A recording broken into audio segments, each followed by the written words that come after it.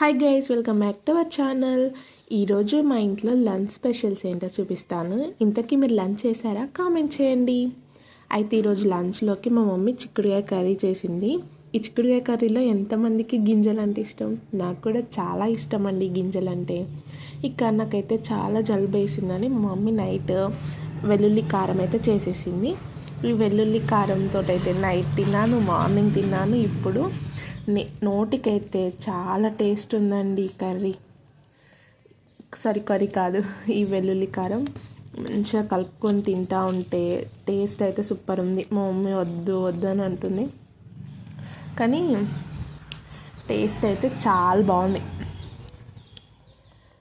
ఇంతకీ మీరు లంచ్కి ఏం స్పెషల్ చేసుకున్నారు? కామెంట్ చేయండి. మా ఇంట్లో అయితే పెద్దగా వంటకాలు ఏమీ ఉండవు, కానీ ఉన్నదే నాకైతే చాలా స్పెషల్.